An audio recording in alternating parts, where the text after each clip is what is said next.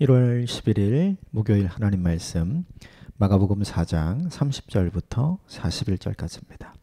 함께 교독하겠습니다. 또 이르시되 우리가 하나님의 나라를 어떻게 비교하며 또 무슨 비유로 나타낼까? 겨자씨 한 알과 같으니 땅에 심길 때에는 땅 위의 모든 씨보다 작은 것이로되 심긴 후에는 자라서 모든 풀보다 커지며 큰 가지를 내나니 공중의 새들이 그 그늘에 깃들 만큼 되느니라. 예수께서 이러한 많은 비유로 그들이 알아들을 수 있는 대로 말씀을 가르치시되 비유가 아니면 말씀하시지 아니하시고 다만 혼자 계실 때에 그 제자들에게 모든 것을 해석하시더라. 그날 저물 때에 제자들에게 이르시되 우리가 저편으로 건너가자 하시니 그들이 무리를 떠나 예수를 배에 계신 그대로 모시고 가매 다른 배들도 함께 가더니 큰 광풍이 일어나며 물결이 배에 부딪혀 들어와 배에 가득하게 되었더라. 예수께서는 고물에서 베개를 빼고 주무시더니 제자들이 깨우며 이르되 선생님이여 우리가 죽게 된 것을 돌보지 아니하시나이까 하니 예수께서 깨어 바람을 꾸짖으시며 바다더러 이르시되 잠잠하라 고요하라 하시니 바람이 그치고 아주 잔잔하여지더라. 이에 제자들에게 이르시되 어찌하여 이렇게 무서워하느냐 너희가 어찌 믿음이 없느냐 하시니 그들이 심히 두려워하여 서로 말하되 그가 누구이기에 바람과 바다도 순종하는가 하였더라. 아멘. 이것은 하나님의 말씀입니다. 오늘 본문은 크게 두 가지의 내용으로 되어 있는데 예수님께서 말씀하신 하나님 나라의 비유, 겨자씨 비유가 나오고요. 또 하나는 예수님의 말씀에 순종해서 가다가 광풍을 만나서 위험에 처한 제자들의 모습, 그리고 그 상황 속에서 문제를 해결해 주시는 예수님의 모습이 오늘 본문에 나옵니다. 오늘 몇 가지만 함께 좀 살펴보고 우리에게 적용할 부분들을 좀 나눠보겠습니다. 먼저 31절, 32절 같이 읽읍시다. 시작. 겨자씨 한 알과 같으니 땅에 심길 때에는 땅 위의 모든 씨보다 작은 것이로되 심긴 후에는 자라서 모든 풀보다 커지며 큰 가지를 내나니 공중의 새들이 그 그늘에 깃들 만큼 되느니라. 이것도 하나님 나라의 비유죠. 겨자씨의 비유한 거죠. 우리가 알고 있는 겨자씨는 크기가 얼마나냐면 눈곱 정도의 크기예요. 굉장히 작은 크기죠. 그런데 오늘 본문의 내용은 그것이 심겨지면 굉장히 커져서 새들이 집을 지을 수 있을 만큼의 크기의 나무가 된다. 이것이 하나님 나라와 같다 이렇게 이야기한 거죠. 쉽게 말하면 이것이에요. 하나님 나라라는 게 우리 눈에 보이지 않잖아요. 그리고 우리가 그것을 직접 경험하는 것도 사실은 굉장히 어렵잖아요. 그러니까 구체적이지가 않은 거죠. 근데 겨자씨는 처음에는 눈에 보여요. 크기가. 그런데 그것이 심겨지고 자라면 이렇게 크게 될 거라는 거는 그 겨자씨 크기 안에 이렇게 큰 나무가 들어있다니 이건 눈에 안 보이는 거거든요. 그러니까 생각보다 훨씬 더 크고 생각보다 훨씬 더 강력한, 그게 뭐냐 하면 겨자씨 안에 들어있는 하나님 나라의 내용이 그렇다는 거죠. 우리가 생각하는 것보다 하나님의 나라는 훨씬 더 크고 우리가 생각하는 것보다 하나님의 나라는 훨씬 더 강력하다. 그러니까 하나님 나라의 주님은 그곳에 계셨잖아요. 그래서 이 땅에 오셔서 사람들에게 이야기를 하니까 하나님 나라를 가장 잘 아시는 분이기 때문에 하나님 나라의 특징을 가장 잘 요약해서 이 비유로 이야기를 해주시는 거죠. 하나님 나라가 때로는 굉장히 작아 보이지만 시간이 지나서 하나님 나라를 경험하게 될 때는 우리가 상상하고 우리가 생각하지 못했던 하나님 나라의 모습을 보게 되고 경험하게 될 것이다. 이게 이 본문 비유 속에 들어있는 메시지인 거죠. 사람들이 생각하는 다 하나님 나라가 있거든요.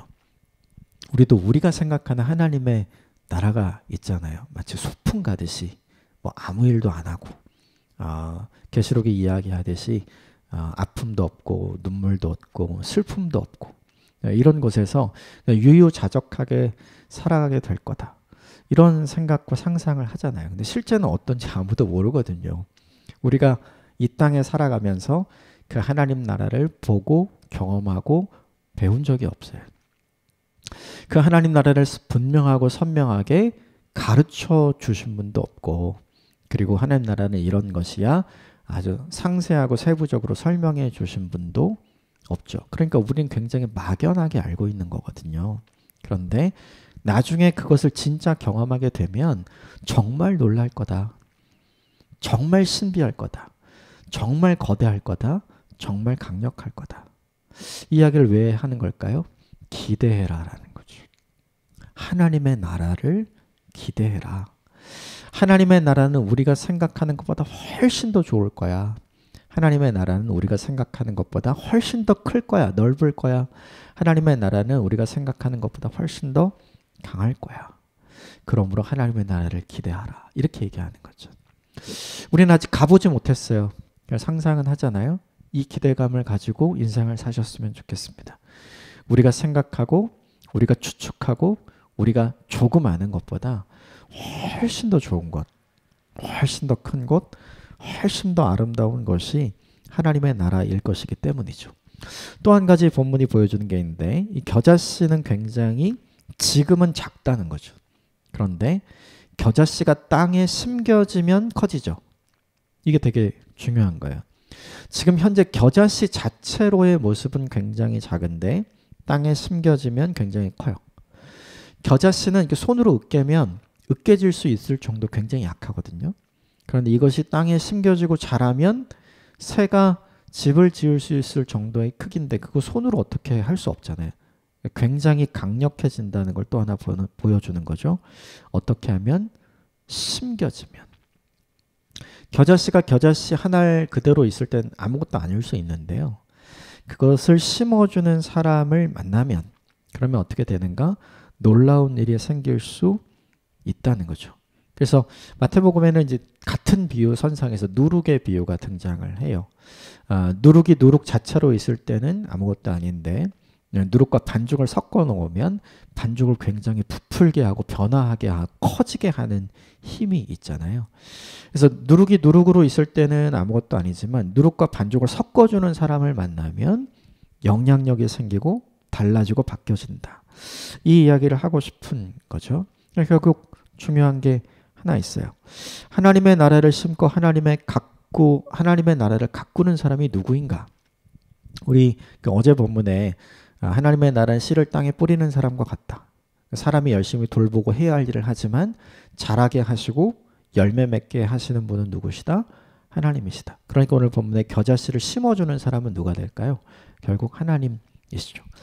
하나님께서 하나님의 나라를 이 땅 가운데 심고 계시기 때문에 하나님께서 하나님의 나라를 우리의 마음 가운데 심고 계시기 때문에 우리의 관계 안에 심고 계시기 때문에 이것은 조금 지나면 우리가 생각하는 것보다 훨씬 더 거대한 것이 될 것이고 우리가 바라고 우리가 기대하는 것보다 훨씬 더 강력한 것이 될 것이다. 이 이야기를 하고 있는 거죠.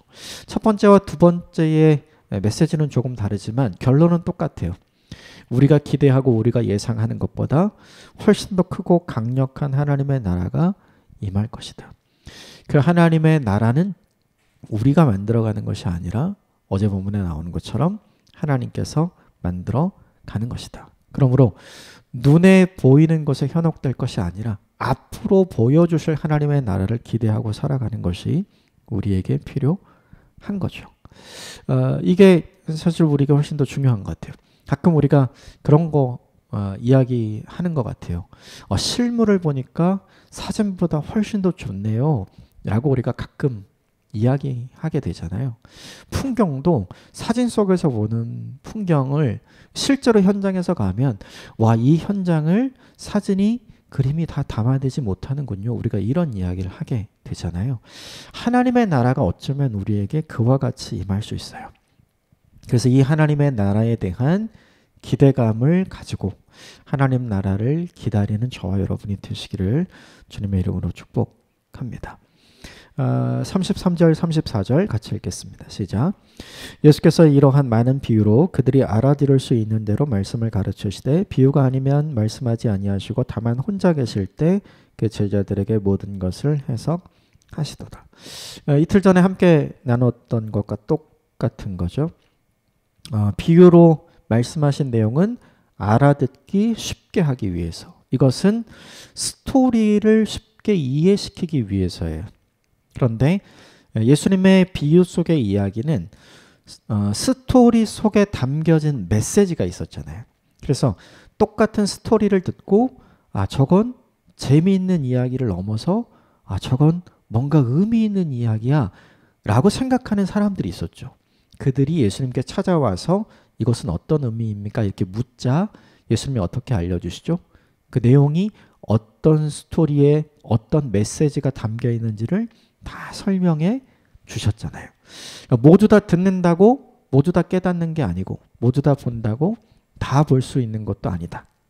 그래서 이틀 전에 함께 나누었던 것처럼 이 본문에서 우리에게 너무 중요한 것이 무엇이냐면 스토리를 뛰어넘어서 메시지를 추구해가는 인생이 되는 것이 우리에게 얼마나 중요한가. 그렇게 하기 위해서 주님이 하신 말씀을 세심하게 주의 깊게 삼가하면서 들어야 하는 우리의 태도와 우리의 모습이 필요한 거죠. 더 중요한 건 예수님께 나아가서 질문했던 사람들에게 예수님이 다 알려주셨죠. 해석이 필요했던, 설명이 필요했던 이 메시지는 사람들이 알아채거나 깨닫지 못하기 때문에 그것을 알려주신 거죠. 이걸 우리에게 좀 적용해 볼 필요가 있어요. 성경을 일독하는 일은 굉장히 중요한 일이에요. 전체적으로 성경이 이야기하는 큰 틀을 파악하고 그 속에 어떤 스토리들이 있는지를 알아내는 것은 너무나 중요한 일이죠. 근데 거기서 조금 더 가야 돼요. 조금 더 진지하게 성경 말씀을 읽고 이 말씀에 내게 주시는 메시지가 무엇인지를 파악하는 묵상 읽기가 우리에게 필요한 거죠. 그걸 하기 위해서 우리가 날마다 큐티 하잖아요.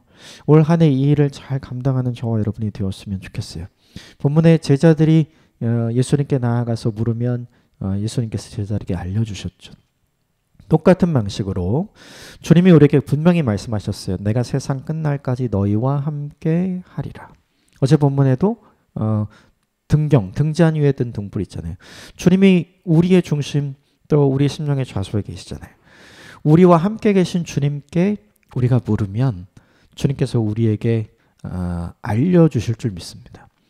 우리에게 깨닫게 해주실 줄 믿습니다. 그것을 의지하고 성경 본문을 주의 깊게 자세히 읽어가는 저와 여러분이 되시기를 주님의 이름으로 축복합니다. 그 이후에 광풍을 만나는 제자들의 이야기가 나와요. 35절 같이 읽겠습니다. 시작. 그날 저물 때에 제자들에게 이르시되 우리가 저편으로 건너가자. 누가 누구에게 얘기했죠? 예수님이 제자들에게 얘기했어요. 어떻게 하자고요? 저편으로 건너가자. 그러니까 갈릴리 호수 반대편으로 가자고 이야기한 사람은 누구냐 하면 예수님이에요. 제자들은 이에 순종해서 배를 띄웁니다. 36절, 37절 같이 읽읍시다. 시작. 그들이 무리를 떠나 예수를 배에 계신 그대로 모시고 가매 다른 배들도 함께 하더니 큰 광풍이 일어나며 물결이 배에 부딪혀 들어와 배에 가득하게 되었더라. 근데 생각을 해봐야 될 게 있어요. 그게 뭐냐 하면 예수님의 제자들 중에는 태어날 때부터 어부였던 사람이 있어요. 그러니까 뼛속부터 어부였던 사람, 뼛속부터 갈릴리를 너무나 잘 알고 있는 사람이 있죠. 이 사람들이 가장 잘하는 두 가지가 있어요. 어디를 가면 고기가 있는지 이거 잘 알고요. 또 한 가지는요. 지금은 배를 띄울 때인지 안 띄울 때인지 날씨에 대해서요. 이 두 가지는 이 뼛속부터 뱃사람이었던 예수님의 제자들이 너무나 잘 아는 거죠. 배를 띄웠죠. 출발할 때는 사람들의 생각에 띄워도 될 만한 상황이었던 거예요. 지금은 안전하겠다. 지금은 건너갈 수 있겠다. 지금은 배를 띄울 수 있겠다. 충분히 이렇게 생각을 했기 때문에 순종하고 배를 띄운 거죠. 그런데 그렇게 가다가 뭘 만나요? 오늘 본문에 큰 광풍을 만나게 되었죠. 이게 되게 중요해요. 우리 인생은 우리가 예상한 대로 안 돼요. 우리는 우리 인생에 대해서 가장 잘 알고 있다고 착각하는 것 같아요. 그런데 내가 내 인생을 가장 잘 아는 것이 아니라 사실은 주님이 우리 인생을 가장 잘 아시죠. 그래서 내 인생은 내가 계획한 대로 되지도 않고 내가 예상한 대로 되지도 않아요. 내가 안전하다고 판단을 하고 결정한 일이 내게 결코 안전하게 우리에게 돌아오지 않는 인생을 우리가 살게 되는 것과 같은 거죠. 출발할 때는 괜찮았어요. 건너갈 때 문제가 생겼죠. 우리 인생도 그런 것 같아요. 그래서 속단하거나 섣부르게 확신하는 일이 우리에게 필요하기보다 끊임없이 주님께 도우심을 구하며 인생을 살아가야 하는 이유가 바로 여기에 있는지 모르겠어요. 또 한 가지는 뭐냐면 분명히 순종해서 갔잖아요. 예수님이 가자고 했잖아요. 그러니까 순종했는데 지금 뭘 만났냐면 큰 광풍을 만난 거거든요. 그럼 사람들이 어떤 생각할까요? 순종하지 말걸. 우리도 가끔 그런 생각이 있어요. 순종하다가 당하는 어려움이 있어요. 하나님을 위해서 인생을 살다가 경험하는 어려움이 있어요. 그것도 내가 원인 제공을 하지도 않고 나는 오히려 그냥 피해자로 남게 되는 이런 속상한 일이 우리 인생에 찾아온다는 거죠. 가장 중요한 건 뭐예요? 예수님 함께 계시잖아요. 예수님이 함께 계심에도 불구하고 우리 인생에 어려운 일은 찾아와요. 이게 우리에게 굉장히 어려운 일 같아요. 순종했는데 어려운 일을 만날 때 주님이 나와 동행하고 계시고 주님의 임재하심을 확신하고 우리가 무언가를 추진하고 계획하고 진행할 때 그때 내 인생에 찾아오는 어려움을 만나게 되면 우리는 이런 생각을 하게 되는 거죠. 괜히 순종했다. 괜히 왔다. 이런 생각을 하게 되고 주님은 지금 무엇을 하고 계시는가? 왜 아무것도 하지 않으시는가? 왜 일을 막아주시지 않으시는가? 왜 평탄하고 좋은 길을 열어주시지 않는가? 이런 생각이 꼬리에 꼬리를 물면서 억울한 마음이 막 찾아오게 되고 불평하게 되고 또 원망하게 되는 마음이 우리에게 찾아드는 거죠. 우리도 이런 상황을 맞닥뜨리게 되는 것 같아요. 이 본문 속의 제자들의 이야기가 아니라 오늘 현재를 살아가는 우리의 이야기인 것 같죠. 그때 제자들이 확인한 게 있어요. 38절 같이 읽읍시다. 시작.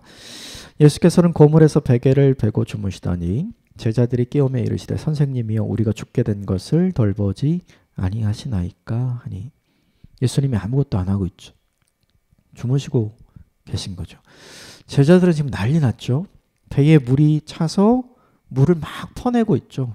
야 여기 퍼라 저기 퍼라 막 난리 났겠죠. 이쪽 막아라 저쪽 막아라 막 난리 났겠죠. 그럼에도 불구하고 예수님은 아무것도 안 하고 있어요. 이게 가장 답답한 것 같아요. 오늘날 우리의 삶으로 돌아오자면 나는 내 인생에 찾아온 위기 때문에 어려움 때문에 이것도 하고 이것도 하고 이것도 할 수 있는 거 다 해보는 거예요. 그런데 예수님은 그런 나에게 아무것도 안 하시는 것 같은 때가 우리에게 있는 거죠. 나 혼자 뛰는 느낌? 나 혼자 막는 느낌? 주님 때문에 생긴 일인데 주님이 나 몰라라 하는 느낌이 우리에게 들 때 굉장히 실망스럽고 굉장히 억울한 거죠. 근데 그때 오늘 제자들이 그 잠자는 예수님을 보고 너무나 잘한 게 있어요. 예수님을 깨우잖아요. 지금 우리 다 죽게 생겼습니다. 우리를 위해서 왜 아무것도 안 하십니까? 왜 일어나지 않았습니까? 예수님을 깨우죠. 이게 너무 잘한 거예요. 제자들이 예수님을 깨우자 예수님이 이렇게 합니다. 39절 같이 봅시다. 시작. 예수께서 깨어 바람을 꾸짖으시며 바다더러 이르시되 잠잠하라 고요하라 하시니 바람이 그치고 아주 잔잔하여 지더라. 사람들 열심히 배 안에 있는 물은 풀 수 있어요. 그러나 사람들은 뭘 할 수 없어요? 폭풍우는 잠재울 수 없잖아요. 근데 되게 중요한 게 물 푼다고 사나요? 그게 아니죠. 폭풍우가 사라져야 사는 거잖아요. 내가 할 일을 열심히 하면 우린 이거 넘길 수 있어, 우린 이거 막을 수 있어 이렇게 생각을 하는 것 같아요. 그런데 그것 때문에 내 인생의 위기가 지나가는 것이 아니라 주님이 역사하셔야, 주님이 말씀하셔야, 주님이 행동하셔야, 주님이 일하셔야 내 인생의 평화가, 내 인생의 평안이 찾아오는 거죠. 그러므로 되게 중요한 게 있어요.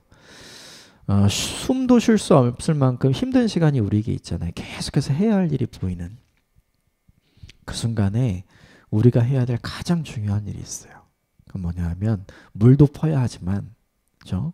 예수님 깨워야 돼요. 내가 해야 할 일도 해야 하고 내가 막아야 할 것도 막아야 하지만 그 순간에 주님 앞에 가서 주님의 이름을 불러야 됩니다. 기도해야 돼요. 주님 도와주십시오. 내가 물을 풀 수는 있지만 내가 폭풍우를 잠잠케 할 수는 없습니다. 주님 나를 도와주십시오. 주님 나를 건져주십시오. 라고 주님을 깨워야 하는 거죠. 인생의 큰 광풍을 만날 때 우리가 해야 될 일이 있어요.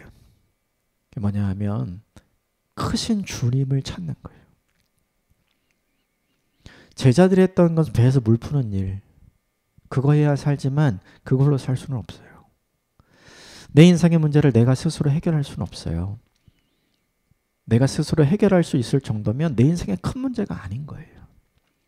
그런데 내가 해결할 수 없는 이 문제를 주님께 가지고 나아갈 때 주님께서 그 문제에 대한 해결책이 되어 주시는 거죠. 저는 이 은혜가 저와 여러분에게 있는 올 한 해가 되기를 주님의 이름으로 축복합니다.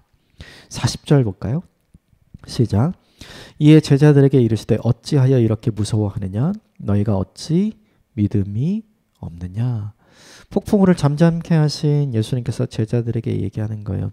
왜 무서워하니? 왜 믿음이 없니? 이야기는 무서워하지 않아도 돼. 그렇죠? 믿음을 가져도 돼. 무엇 때문에요? 내가 있잖아. 이것 때문에. 제자들은 뭘 보고 있습니까? 큰 광풍을 보고 있죠. 그죠? 그것 때문에 무섭고 그것 때문에 두렵고 그것 때문에 믿음이 흔들린 거예요. 그런데 제자들이 볼 수 있는 분이 있죠. 예수님이에요. 처음부터 예수님을 보았더라면 어땠을까? 처음부터 예수님을 깨웠더라면 어땠을까? 처음부터 예수님께 도와달라고 했으면 어땠을까? 자기가 할 수 있는 거 다 해보고 안 돼서 예수님 깨운 거잖아요. 그렇게 하지 않고 처음부터 예수님께 나아갔더라면 어떻게 되었을까? 상황 판단이 달랐을 거예요. 제자들은 큰 광풍을 보고 자기가 할 수 있는 일을 최선을 다해서 해보고 야 이거 안 되겠다. 이거 진짜 위험하다. 이거 최악의 상황이다. 이렇게 판단한 거죠. 그런데 예수님이 딱 일어나시니까 어떻게 돼요? 이건 최악의 상황이 아니야. 내가 있잖아. 이렇게 된 거죠. 그러므로 무엇보다 중요한 게 있어요. 현실은 늘 우리를 공격해요. 현실은 늘 우리를 흔듭니다. 우리의 삶은 그래요. 하나 지나가면 그거보다 더 큰 게 오고 그거 지나가면 그거보다 또 더 큰 게 우리의 삶에 기다리고 있죠. 그래서 우리는 날마다 그것을 맞닥뜨릴 때마다 내 인생의 최악의 순간이야. 내 인생의 더 큰 최악의 순간이야. 내 인생의 최악의 순간이야. 우리는 이렇게 생각하잖아요. 근데 그때 우리가 해야 할 일이 있어요. 그게 뭐냐 하면 처음부터 주님을 찾는 거죠. 내가 있잖아. 이건 최악이 아니야. 라고 이야기해 주시고 보여주시는 주님을 찾는 것이 필요한 거죠. 우리에게 잘 발달한 게 있는 것 같아요. 계산하는 거예요. 현실과 상황을 보고 최악인지 아닌지를 판단하고 계산해내는 능력이 우리에게 충분한 것 같아요. 근데 우리에게 없는 게 하나 있어요. 그 계산에 늘 예수님을 빼먹는 거예요. 그 계산에 예수님이 있었으면 최악은 아니죠. 그런데 예수님을 뺀 계산이었기 때문에 항상 최악인 거죠. 예수님이 계시면 그것은 최악이 아니라 그것은 최선으로 바뀌게 될 줄 믿습니다. 삶은 우리가 살아가는 삶의 현장은 우리에게 늘 두려움을 주고 우리에게 늘 믿음을 흔들어 놓는 어떤 사건들을 우리에게 주는 것 같아요. 근데 그때마다 우리가 해야 할 일이 있어요. 우리가 계산하는 거 잘하잖아요. 무엇을 염두에 두는 계산을 해야 되냐면 내게는 주님이 함께 계시지. 나는 주님과 함께 있지. 그러므로 내가 무섭긴 하지만 내가 두려워하지 않아도 되지. 그러므로 내가 흔들릴 수는 있지만 무너지진 않아도 되지. 라고 생각하는 이 믿음의 결단이 저와 여러분에 있게 되기를 주님의 이름으로 축복합니다. 주님이 계셔서 안전합니다. 내 힘으로 사는 것이 아니라 주님의 힘으로 살기 때문입니다. 이 은혜가 저와 여러분에게 있는 오늘 하루, 올 한 해가 되기를 바랍니다. 함께 기도하겠습니다.